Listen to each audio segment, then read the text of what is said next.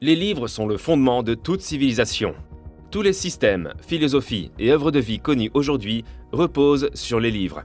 Et il y a des livres, comme ceux qui seront explorés dans cette vidéo, qui ont changé notre perception du monde tel que nous le connaissons. Ces livres, qui remontent à la nuit des temps, ont provoqué un changement de paradigme dans la science, amélioré la civilisation et donné à la technologie un terrain plus vaste pour s'épanouir. Rejoignez-nous pour explorer 5 livres anciens qui ont changé le cours de l'histoire et nous ont alloué une compréhension plus précise des systèmes qui tiennent l'équilibre du monde. Numéro 5. Ars Notoria. La sagesse antique fait partie du socle de toute civilisation. En effet, pour bien comprendre le monde actuel et assouvir sa curiosité, il faut examiner comment le monde a commencé du point de vue des livres écrits à son sujet. C'est pourquoi le premier livre que nous allons examiner explique explicitement la forme et le modèle du monde et la force vitale qui contrôlait la Terre avant sa destruction. L'Ars Notoria est considéré comme l'un des livres les plus mystérieux et les plus controversés jamais écrits. Ce livre ancien fait partie de ce que nous connaissons aujourd'hui sous le nom de Petite Clé de Salomon. La Petite Clé de Salomon est un recueil de sagesse ancienne qui comprend 5 livres très mystérieux. Ars Goetia, Ars Tergia Goetia, Ars Paulina, Ars Almadel et Ars Notoria.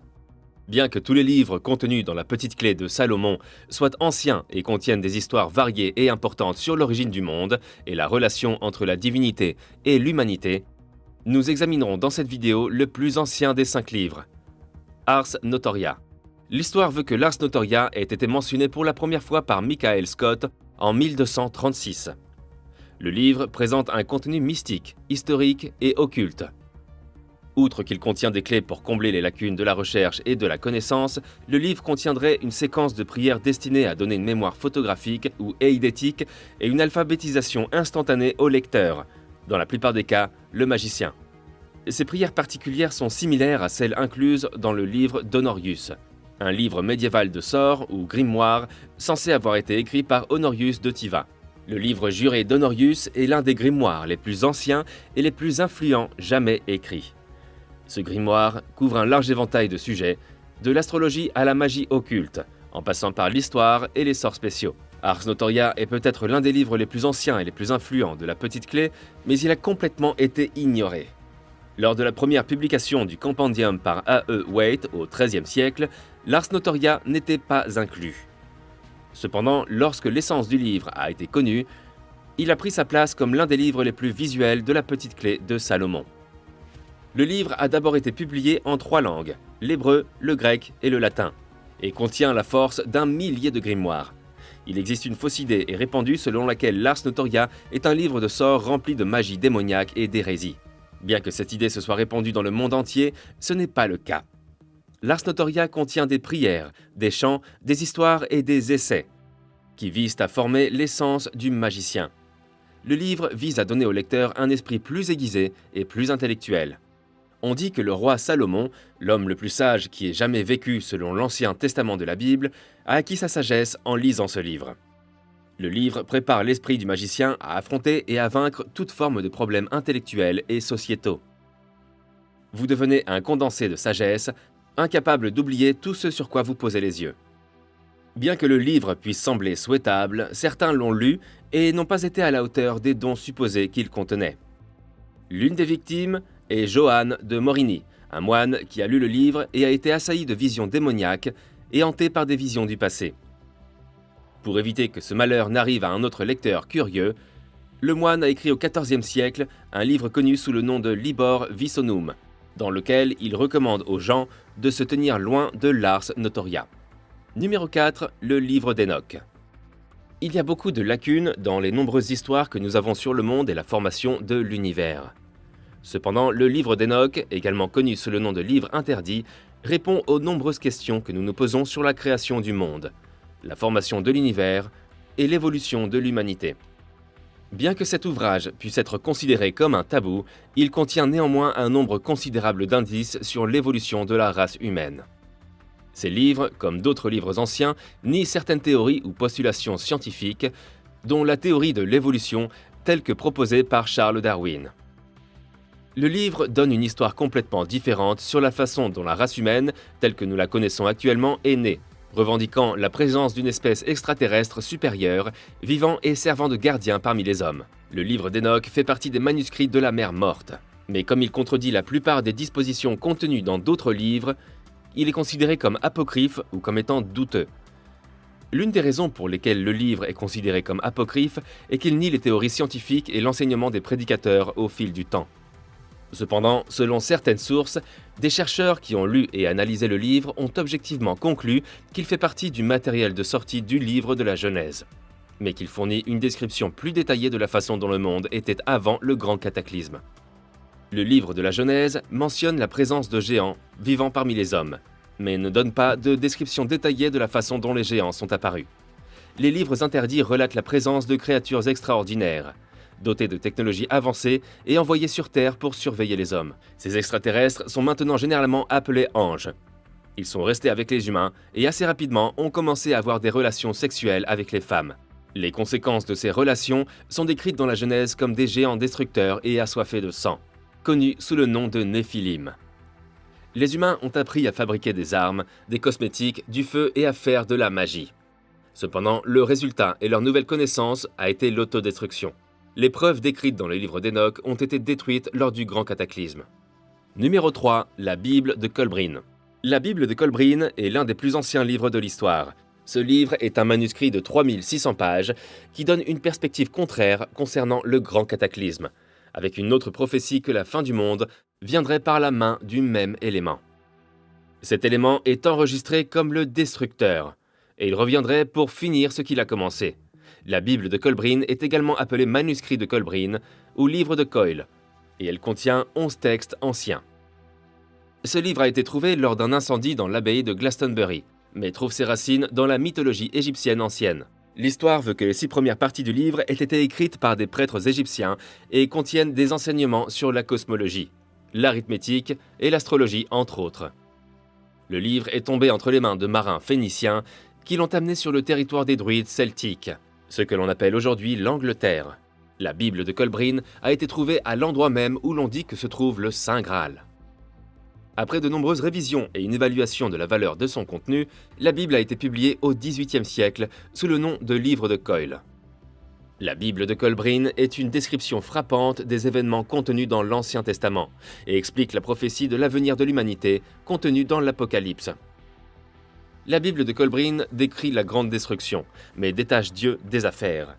Contrairement aux opinions de la Bible où l'eau a été utilisée pour détruire la terre, la Bible de Kolbrin enregistre une force étrangère comme répondant au grand cataclysme. Cette force a été décrite comme le destructeur. Le livre prophétise également que le destructeur reviendra pour balayer toute vie restante sur la terre. 110 générations doivent continuer à se coucher. Le royaume s'élèvera et tombera.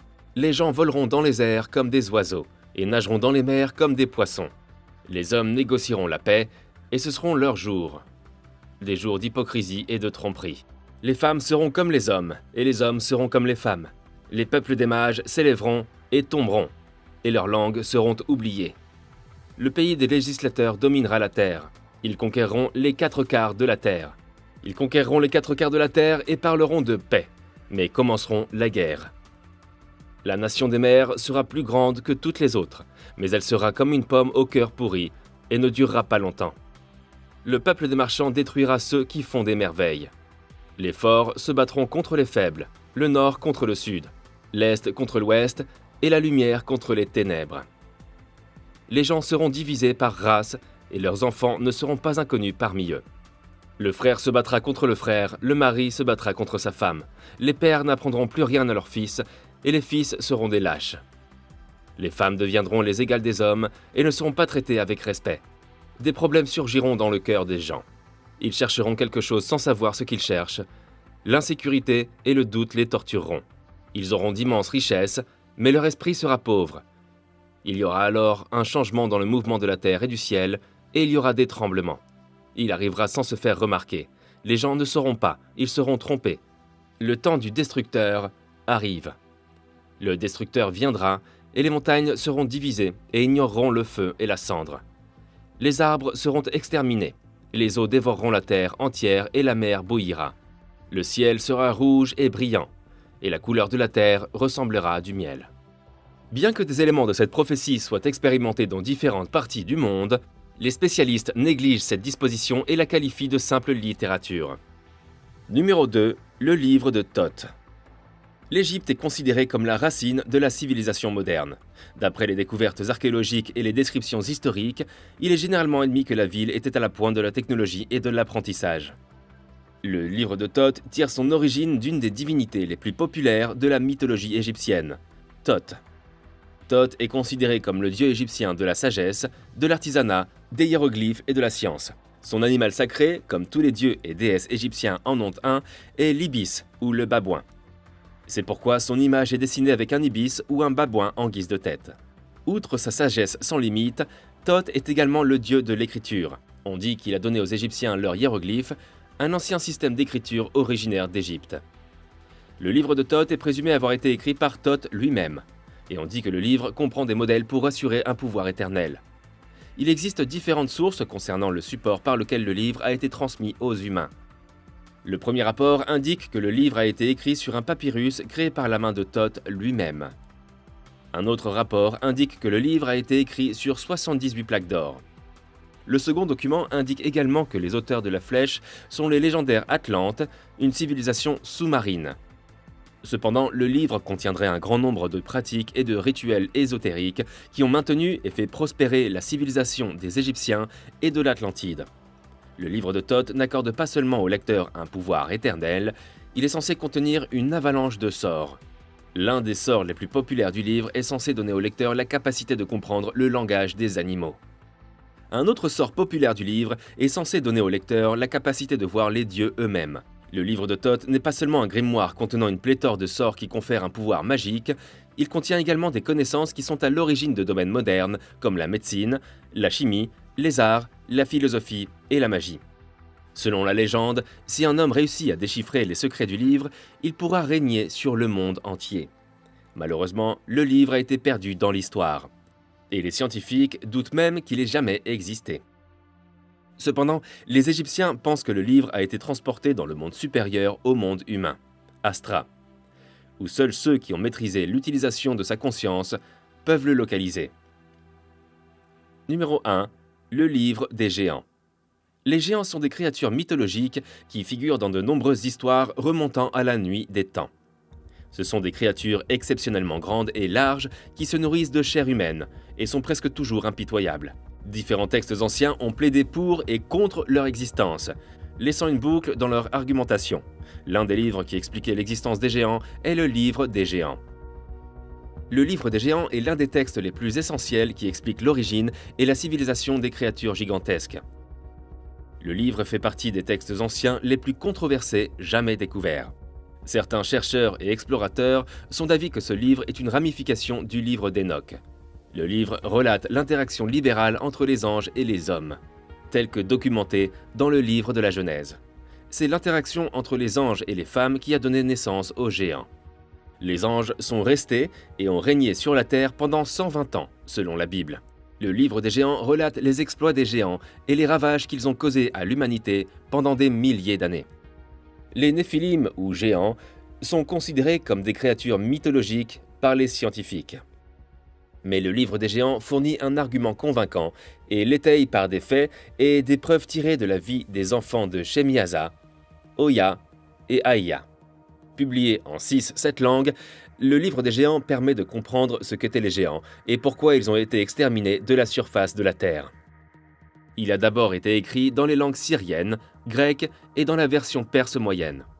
Le livre des géants raconte comment les géants ont été retirés de la Terre à cause de leur tempérament violent. Bien qu'ils aient envoyé des mots à Enoch pour qu'il l'intercède auprès de Dieu en leur faveur, le message est tombé et ils ont été détruits par Dieu lors du grand cataclysme. Seul Noé et ses fils furent sauvés de la destruction.